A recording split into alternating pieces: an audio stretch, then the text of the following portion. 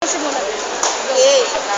Huwag ka magpapatawa. As in then, aware na kami sa mga nangyayari sa mundo. Hindi sa school, kapaligiran. Sa basura, pati sa climate change. Saan naman? Aware na aware. As in, feel na feel. Oh my God. Paano question namin sa paano nyo ngayon ma-perform ang concert environment para sa next generation, makita pa nila yung mga kagandahan namin environment. Siyempre, lahat ng bagay nag-umpisa sa foundation. So, siyempre, sa mga simpleng bagay lang muna mag-start. Parang, kunyari sa pupulot ng mga basura, pagkatapon ng trash sa trash can. Kasi lahat naman ng bagay, madadaan lahat sa disiplina.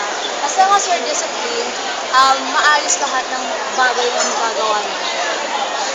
Ako naman, as a student, responsibility pa rin natin pangalagaan yung environment natin kasi tayo lang din naman ang nakikinabang dito. Wag lang natin asahan yung mga janitors na dahil binabayaran natin, pero kasi kung kaya naman natin, di ba, ba't kailangan pa rin natin sa kanila?